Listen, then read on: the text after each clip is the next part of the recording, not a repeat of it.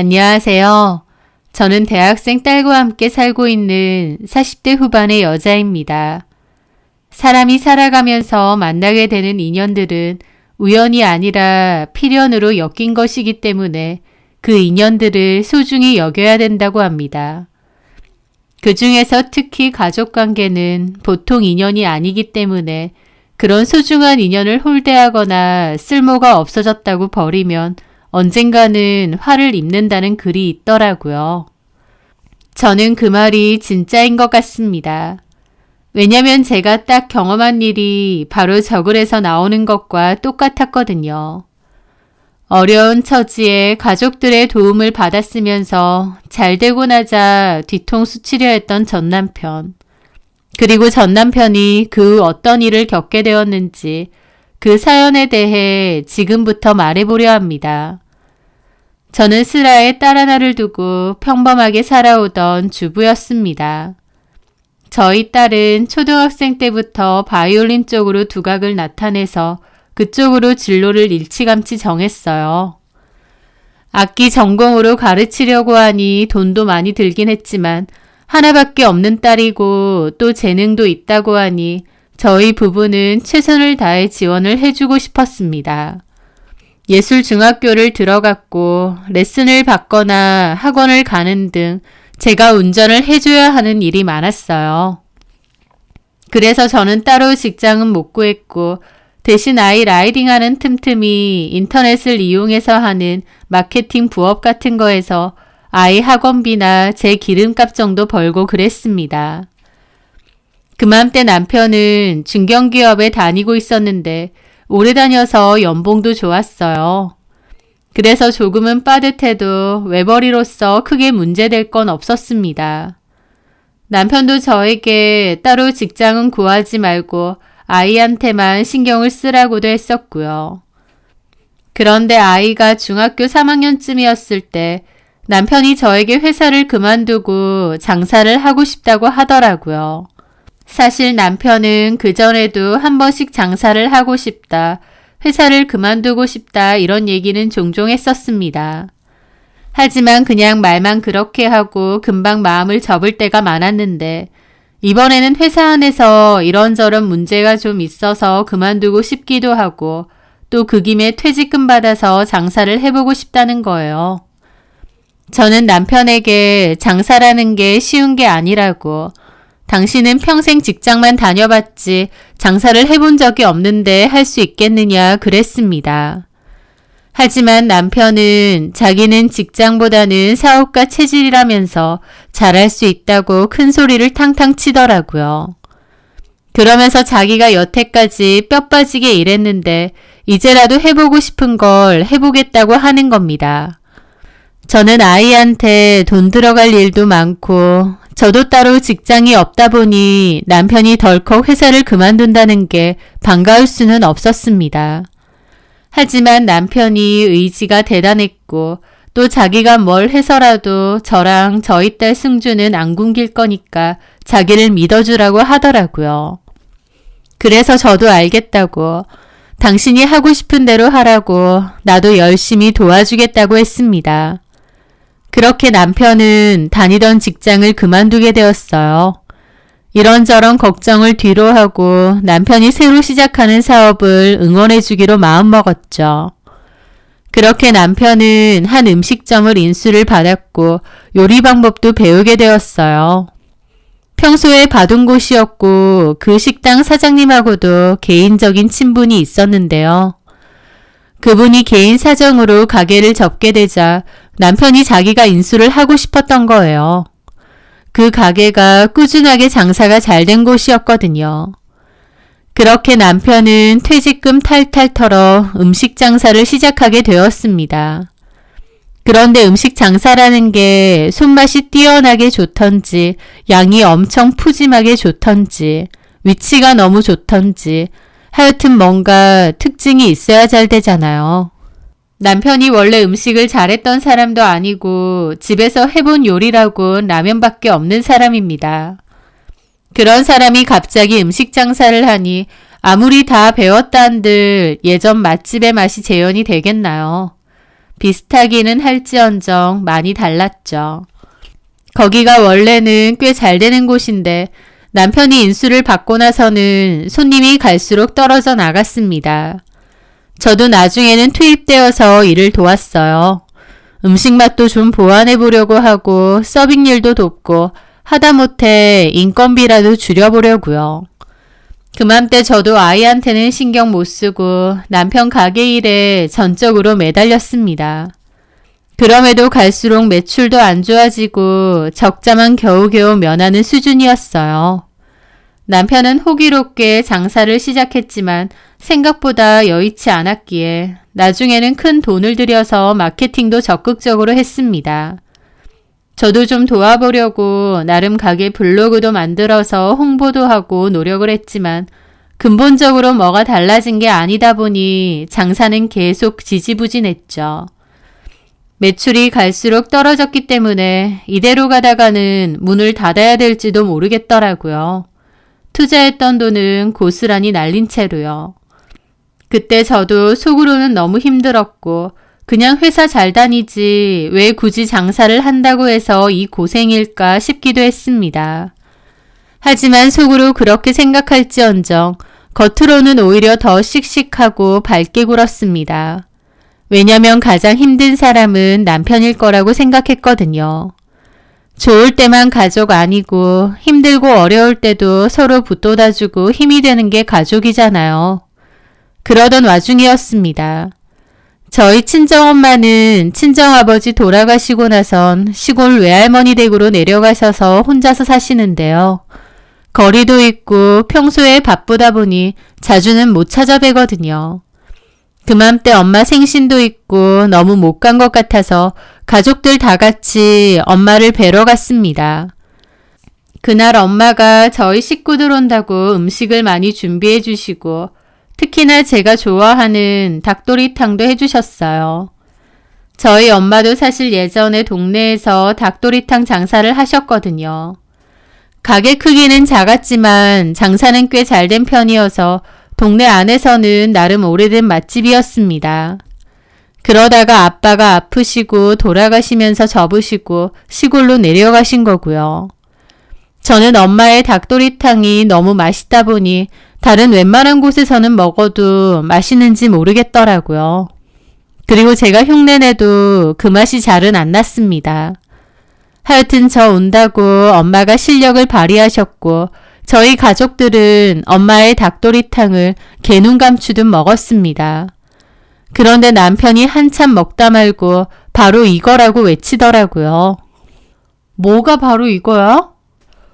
그래, 내가 왜 이걸 생각 못했지? 장모님 닭도리탕 최고잖아.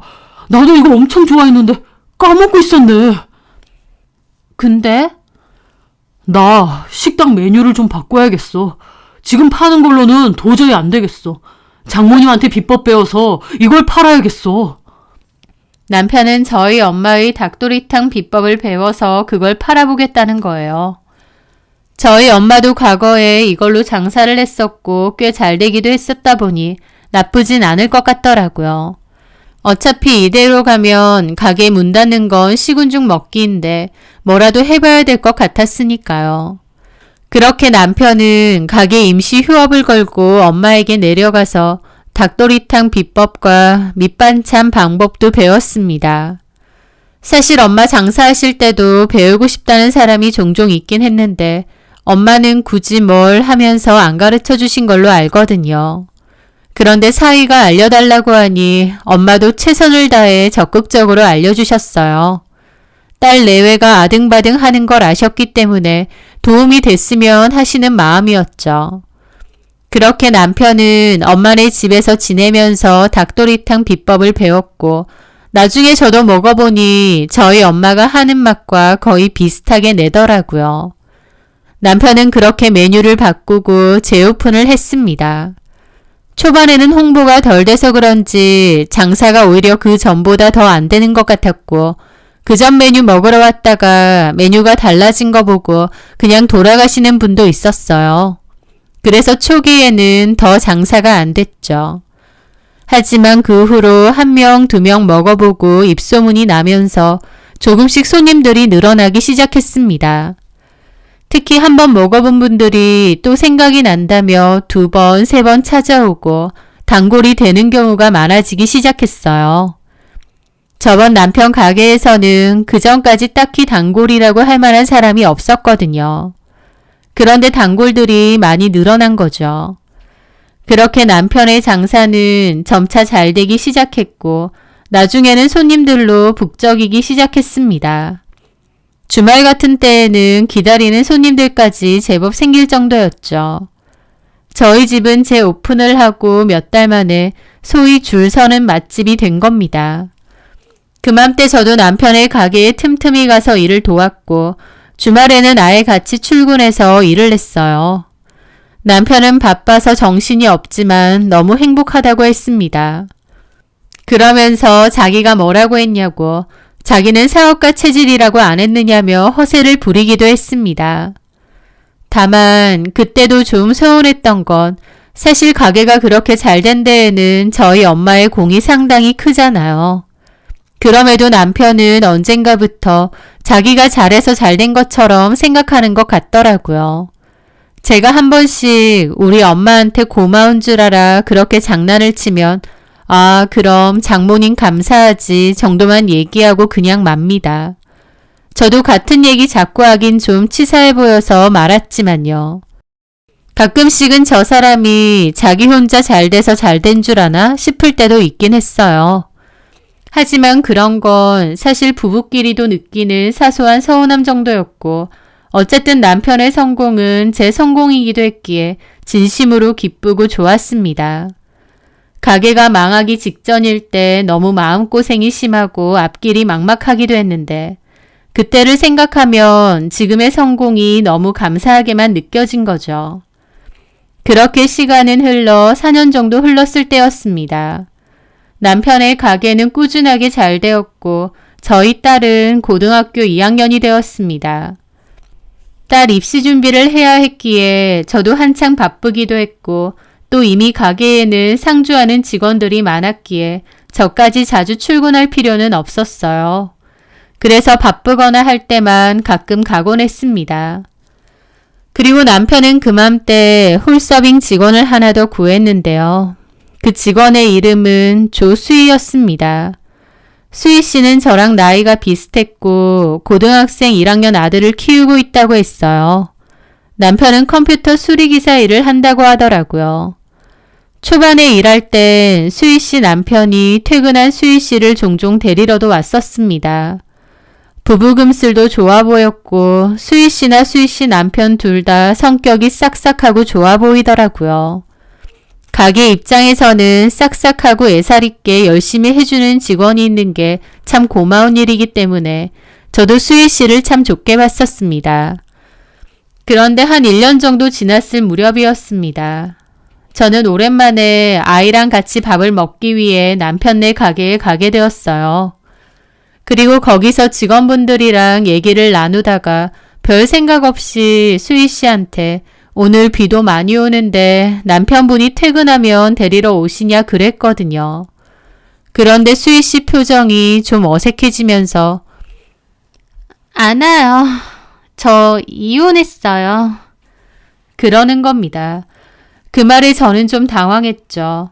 제가 가게에 자주 안 오긴 하는데 제 기억 속에는 수희 씨가 남편과 사이가 몹시 좋았던 걸로 기억하거든요. 그런데 난데없이 이혼을 했다고 하니 좀 놀랐죠. 하지만 남의 가정일이다 보니 제가 실례를 했나 보다 싶어서 먼저 사과를 했습니다. 아, 그랬어요? 미안해요. 나는 몰라서. 괜찮아요. 그 얘긴 더 이상 하지 않았지만 속으론 도대체 언제 이혼을 했다는 거지? 궁금하긴 했습니다. 그리고 그날 밤에 남편에게 물어봤어요. 나 오늘 모르고 실수했네. 뭘? 수희 씨 이혼했다며? 아니 언제? 내가 마지막으로 봤을 때 남편이 데리러 왔던 건 기억나는데 언제 이혼했대? 그 말에 남편도 미간을 찌푸리더라고요. 그런 걸 내가 어떻게 알아? 직원인데 몰라? 그런 얘기 안 해? 몰라. 바빠 죽겠구만. 그런 거 물어보고 다니겠어? 남 일에 관심은. 하면서 괜히 발끈하더라고요. 내내 붙어있는 직원이고 쉬는 시간 같은 때 모여서 이런저런 얘기도 많이 하지 않나요? 그런데 남편은 괜히 발끈하네 생각해서 저도 그냥 말았죠. 그런데 얼마 뒤 가게에 저랑 친한 주방 직원이 있는데요. 그 직원이 저에게 전화를 했습니다. 그리고선 청천벽력과도 같은 얘기를 전해주더라고요. 사모님, 사장님 있잖아. 요새 낌새 이상한 거 없어? 그게 무슨 말씀이세요? 내가 이 얘기를 할까 말까 고민 정말 많이 했는데 어쨌든 내가 사모님하고도 친하잖아. 그런데 사람 된 도리로서 모른 척하는 건 좀 아닌 것 같아서. 뭔데 그러세요? 사장님하고 수희 씨하고 보통 사이가 아닌 것 같아. 네? 저는 그 말에 머리가 띵해지더라고요. 직원들 사이에서 하름하름 소문이 퍼졌어. 두 사람 그렇고 그런 사이 같다고. 에이, 무슨 소리세요? 무슨 말도 안 되는. 누가 그런 소리를 하고 다닌단 말이에요? 뭐 때문에요? 직접 봤대요? 실은 직접 본 사람이 있어. 뭘 직접 봐요?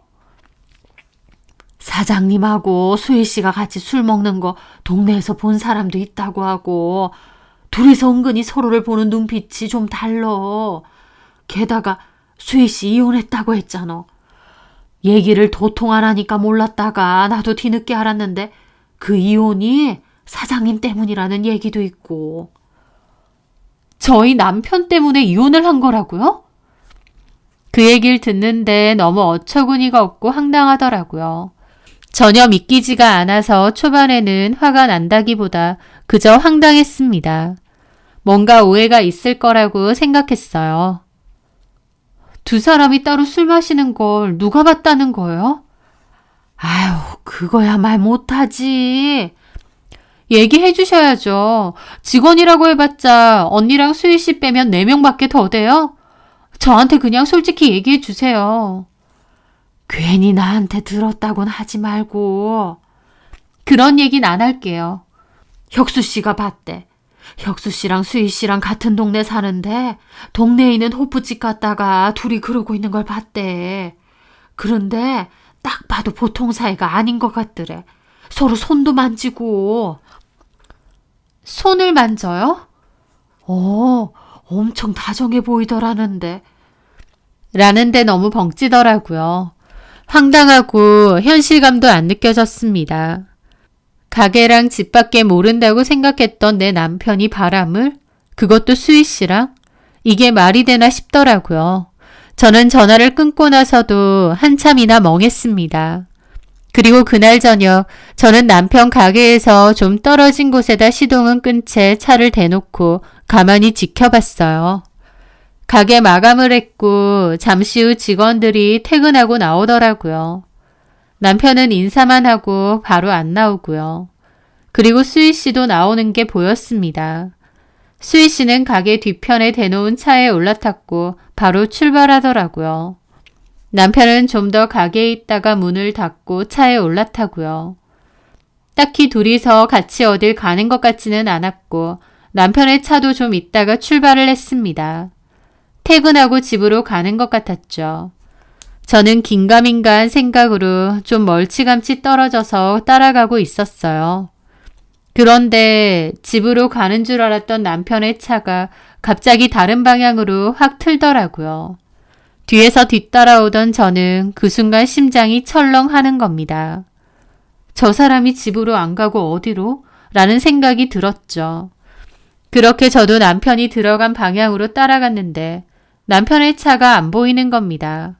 뭐지? 싶어서 천천히 주변을 둘러보던 찰나 남편으로부터 문자가 온 겁니다. 단체 손님들이 빨리 안 가서 조금 늦게 퇴근할 예정. 이렇게요. 그걸 보는데 너무 기가 막힌 겁니다. 좀 전에 가게 마감하고 퇴근했고 그걸 제가 지켜보는데 남편은 뻔뻔하게 이렇게 저한테 보낸 거예요. 그런데 가만 생각해보니 남편이 예전에도 이런 식으로 저한테 문자를 보낸 적이 종종 있었습니다. 그럼 나한테는 이렇게 보내놓고 지금 조수희를 만나러 간 건가 싶더라고요. 저는 일단 전화를 걸었습니다. 제 전화를 안 받더라고요. 그때부터 제 심장은 튀어나올 것처럼 두근거렸습니다. 저는 정신 나간 사람처럼 두리번거리며 그 주변을 둘러봤어요. 남편의 차가 보일까 싶어서요. 남편의 차는 보이지 않더라고요. 저는 잠깐 정차를 하고 직원 언니한테 전화를 했습니다. 남편과 수희 씨의 관계를 알려준 그 언니에게요. 그리고 조수희 집 어디인 줄 혹시 아느냐 물었어요. 그 언니가 정확한 주소까진 모르는데 전에 얘기할 때 그 동네의 동사무소 바로 근처에 산다더라고 들었답니다. 주변을 찾아보니 동사무소가 보였고 그 근처에 차를 대고 걸어다니면서 남편의 차를 찾았습니다. 미친 사람처럼 두리번거리며 남편의 차를 찾는데 내가 지금 뭐 하나 싶으면서도 반드시 차를 찾아낼 거라는 생각이 동시에 들더라고요. 그래서 찾았냐고요? 네, 찾았습니다. 조수희가 했던 말처럼 정말 동사무소에서 가장 가까운 빌라 쪽에 남편의 차가 대여져 있더라고요. 저는 터질 듯한 심장으로 남편의 차 앞에서 전화를 걸었습니다. 안 받더라고요. 또 걸었습니다. 받을 때까지 한다는 생각으로요. 걸고 또 걸고 한 5통 정도 하니까 그제야 받더라고요. 여보세요? 아니 무슨 전화를 이렇게 많이 했어? 지금 어디야? 어? 남편은 좀 당황한 듯 떠듬거리며 말하더군요. 어디기? 가게라고 했잖아. 내가 지금 어디 있는 줄 알아? 어?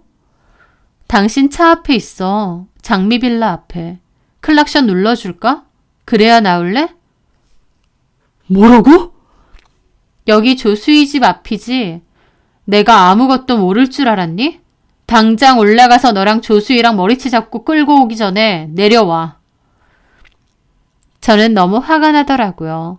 평소에 남편에게도 늘 조근조근 좋게 말했는데 그때는 저도 너무 화가 나서 배는 게 없었습니다. 제 말에 남편은 잠시 후 C컵에서 내려오더라고요. 저는 남편을 노려보며 물었죠. 왜 혼자 나와? 조수희는? 저기 여보, 일단 나랑 얘기하자. 조수희 집 어디야? 인연 어딨어? 아 여보, 나랑 얘기를 좀. 조수희 어딨냐고! 저는 소리를 지르며 난리를 쳤고 지나가는 사람들 다 쳐다보니까 남편은 저를 끌고 차 안으로 황급히 들어가더라고요. 저는 차에 타자마자 남편 귀싸대기를 때리고는 울부짖었죠. 어떻게 나한테 이럴 수가 있느냐고요. 남편은 굳은 얼굴로 바로 출발하더라고요. 저는 가는 내내 울고 소리 지르고 남편은 아무 말도 하지 않았습니다. 그렇게 집 주차장으로 왔고 남편과 저 둘 다 30분가량 아무 말도 안 하고 가만히 앉아 있었습니다. 할 말 없어? 미안하다. 조수희랑 바람핀 거 맞지? 미안하게 됐다. 네가 인간이야? 우리 엄마 요리 비법 가져다가 식당 잘 되니까 바로 딴짓이야? 제 울분에 찬 외침에 남편은 고개만 숙인 채 그저 미안하다는 말만 반복했습니다. 하지만 그 눈빛 어디에서도 진심 어린 반성은 찾아볼 수 없었죠. 집으로 돌아오는 내내 그리고 집에 도착해서 언제부터 그랬느냐 물어봤습니다. 남편은 입을 열지 않았고 저는 그럼 그냥 이혼하자고 했습니다. 제가 이혼 얘기를 하는데도 남편은 가만히 있었는데 오히려 그 모습에 가슴이 철렁하더라고요. 이 인간이 진짜 이혼을 하든 말든 상관없다 그건가 싶고요. 그런데 남편이 갑자기 빌기 시작했습니다. 내가 정말 죽을 죄를 지었다. 죽을 죄를 지었으면 다 얘기하라고. 그래, 얘기할게. 조수희랑은 한 3개월 정도 됐어. 그때 조수희가 이혼하고 나서 많이 힘들어했고 위로해주다가 그만. 애초에 이혼이 당신 때문 아니고 아, 무슨 소리야. 그런 건 아니야. 나랑은 별개 문제로 헤어진 거고 어쨌든 그때 많이 힘들어해서 위로해주다가. 그러다가 정분이 났다고? 조수희는 왜 이혼한 거래? 남편 문제였대. 왜? 그쪽 남편도 바람 폈대? 아니, 돈 문제도 있고. 와, 진짜 뒤통수도 이런 뒤통수가 없다. 나는 조수희 씨 열심히 살고 싹싹하다고 고맙다고 생각했는데 당신이랑 뒤에서 이러고 다녔다고. 둘 다 미친 거지. 특히 당신은 이러면 안 되지. 당신 가게 누구 때문에 잘 된 거야? 우리 엄마 비법 다 가져다가 잘 되니까 이제 딴지. 사람이 할 짓이야?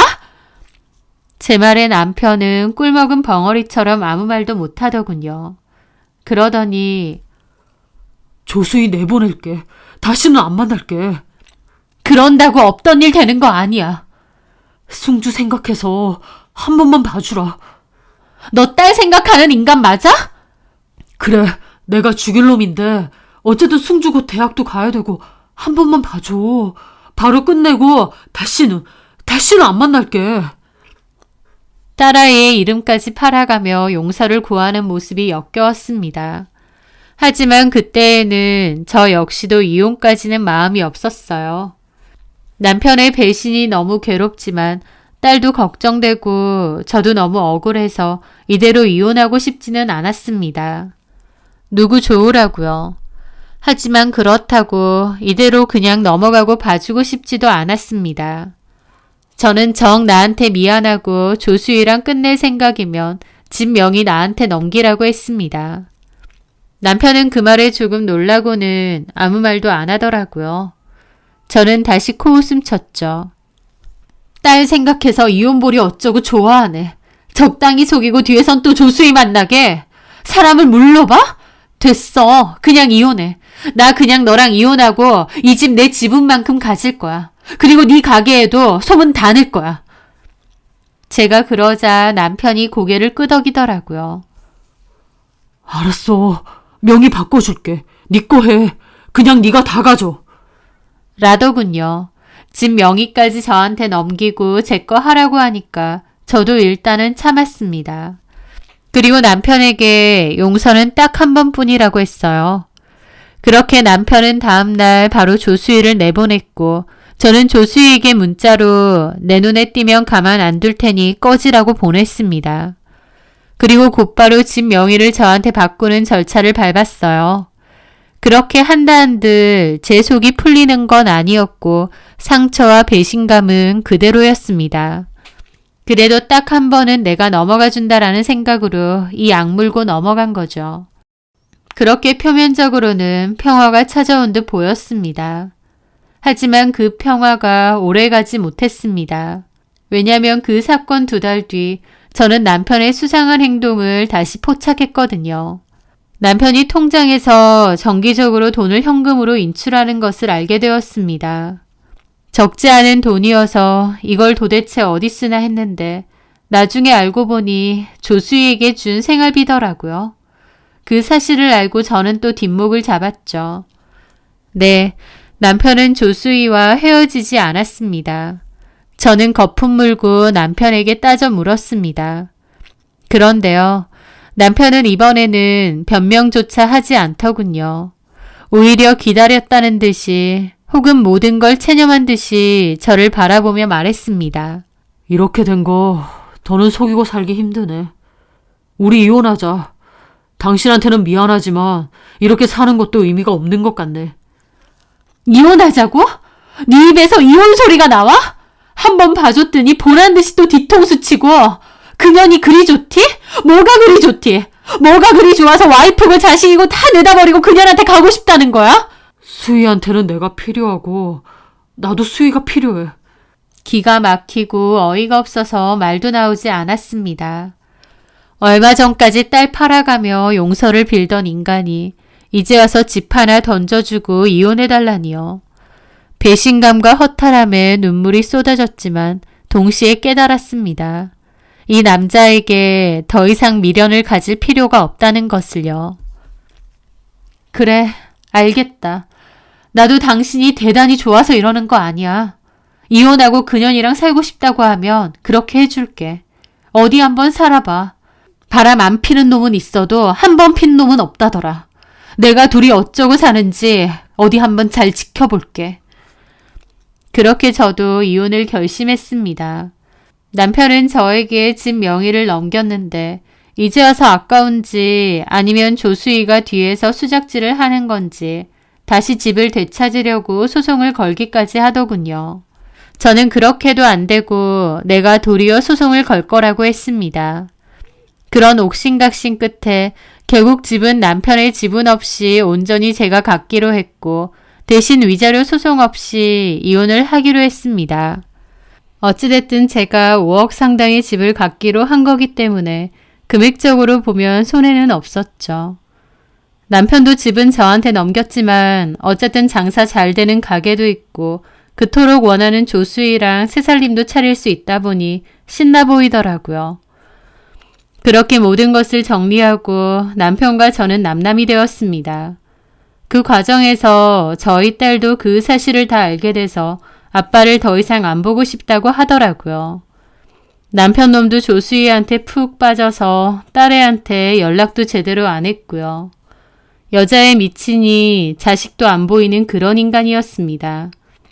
그렇게 남편과 저는 갈라선 후 각자의 삶을 살고 있었어요. 그런데 이혼하고 얼마 지나지 않아 전 남편의 가게에는 이상한 일이 벌어지기 시작했습니다.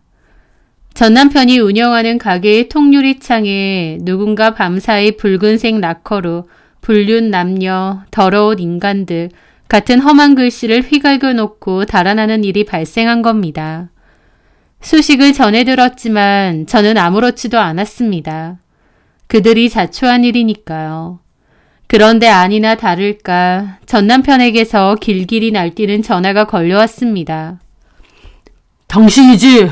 당신이 한 짓이지? 집까지 줬는데 뒤에서 이런 치졸한 짓이나 해? 저는 코웃음을 치며 차갑게 대답했습니다. 놀고 있네. 나는 니들 어떻게 사는지 관심도 없고 얽히고 싶지도 않아. 어따 대고 난리야. 가게에 CCTV도 없어? 그 CCTV가 고장이 나가지고 어쩌라고. 아무 증거도 없이 어따가 전화해서 난리야. 뭐 듣자니 불륜 어쩌고 적어놓은 모양인데 그럼 착하게 살지 그랬어. 당신 진짜 아니야? 나는 그렇게 가게에다 안 적지. 내가 했다면 네 면상에다가 적었을 거다. 다시는 이딴 전화하지 마. 그렇게 저는 전화를 끊었습니다.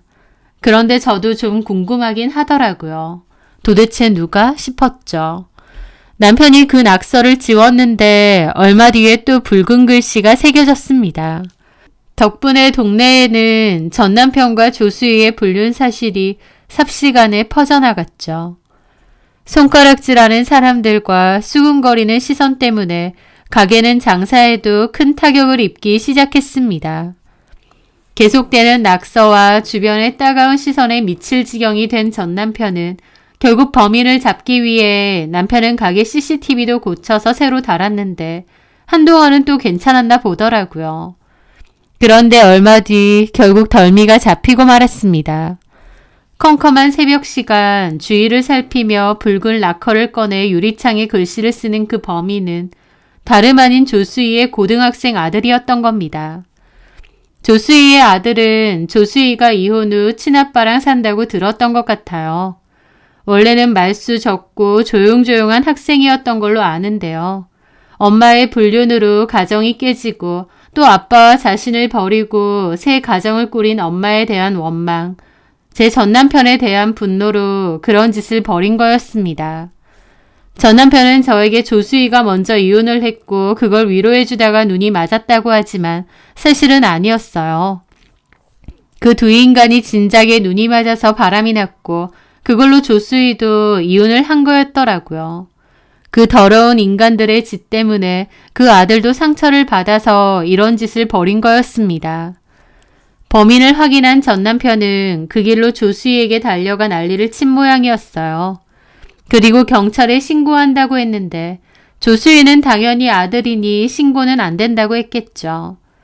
그 일로 둘 사이도 상당히 틀어진 모양이었습니다. 결국 남편은 조수희가 필사적으로 말림해도 조수희 아들을 재물손괴 혐의로 신고해버렸다고 하더라고요. 아무리 잘못을 저질렀다지만 자기 아들을 경찰에 넘겨버리니 조수희 역시 전 남편에게 완전히 정이 떨어진 듯 했습니다. 그 일을 계기로 두 사람은 서로에게 온갖 저주를 퍼부으며 처절하게 싸우다가 헤어졌다고 하더군요. 불륜으로 시작된 그들의 관계는 그렇게 파국을 맞이한 겁니다.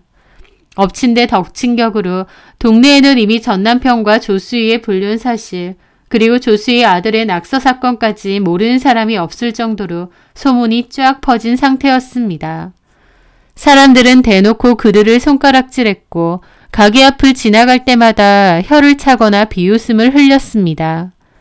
전 남편의 가게는 더 이상 예전의 맛집이 아니었습니다. 인터넷 가게 리뷰에는 불륜 남녀가 운영하는 더러운 곳, 음식에서 불륜 맛이 난다, 가정 파괴범 가게는 망해야 한다 등 온갖 악성 댓글과 조롱 섞인 별점 테러가 끊이질 않았습니다. 손님들의 발길은 당연히 뚝 끊겼다고 하더군요. 결국 얼마 버티지 못한 전 남편은 쓸쓸하게 가게 문을 닫아야만 했습니다. 한때 사업가 체질이라며 큰 소리치던 그의 짧은 성공은 그렇게 허무하게 막을 내렸습니다. 물론 그 성공조차도 저희 엄마의 비법을 가져다가 이뤄낸 것이지만요. 가장 힘들 때 옆에서 힘이 되어주고 버텨준 가족들은 나몰라라 하고 배신하고 딴짓하던 남편의 말로가 참 비참해졌더군요. 반면 저는 어떻게 지냈냐고요?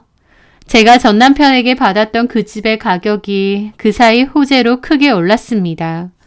저는 적당한 시기에 집을 팔아 상당한 이익을 보게 되었고 그 돈으로 제 딸 승주가 입학하게 된 대학교 근처에 집을 새로 구했습니다.